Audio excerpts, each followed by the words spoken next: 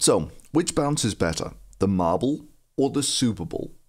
And why will the answer to that question actually give you a better understanding of the universe? Now, I hear people immediately say, whoa, you've got to be kidding me. There is no possible way that you can say knowing about marbles and Super Bowls is going to help me understand the universe. Actually, it turns out there are relatively few problems in the universe that cannot be described by hard, bouncy balls in a box. Anyway, back to the question in hand. Which bounce is better? Well, it turns out if you're on a large, hard object, that the bounciness is much of a muchness.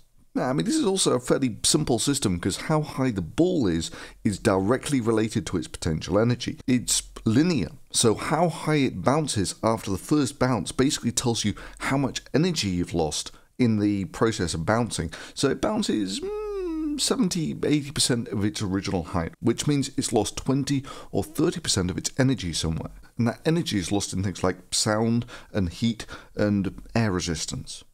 Now, for many people, it's kind of surprising that marbles bounce as well as they do. But in many ways, it's also bloody obvious, because in games like pool, you use hard spheres because they conserve the energy of that collision really quite well. Now imagine a game of pool where those balls don't lose any energy on the bounce and make it much smaller, and that's actually a pretty good description of a gas, which is kind of important if you're living in a gaseous atmosphere, or you want to do things with those gases like build rockets or internal combustion engines or jets and the such like.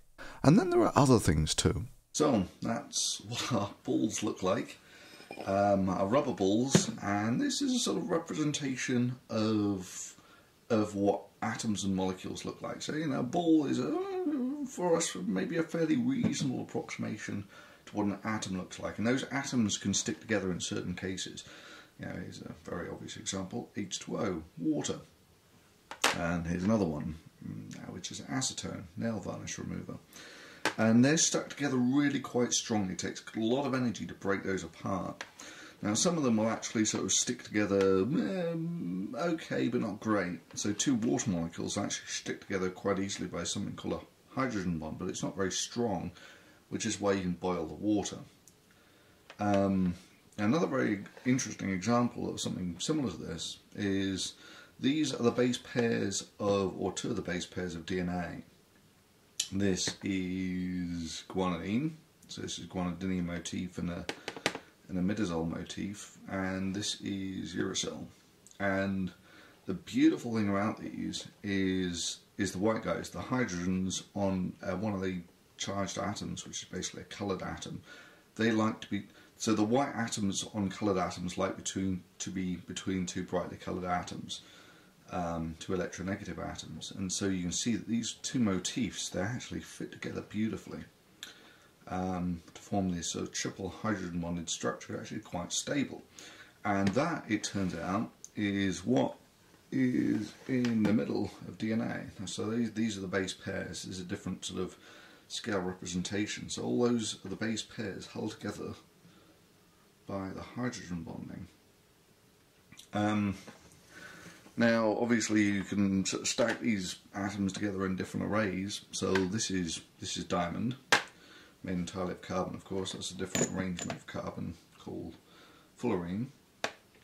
But it turns out the marbles here, these guys, they're much more akin in the structure to diamond. They're made of mostly silicon and oxygen, not carbon.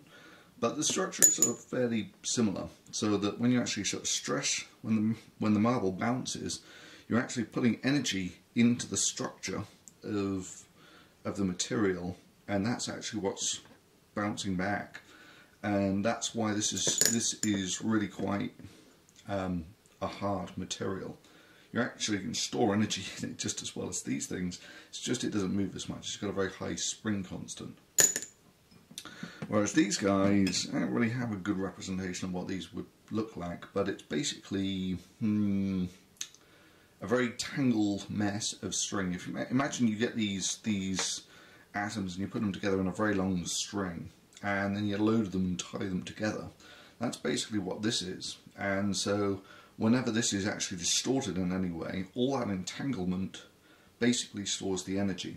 And so it's that entanglement that means that it wants to go back to its original shape because it's so highly entangled, and that's what also gives it its rubbery nature. Cool, eh? Oh!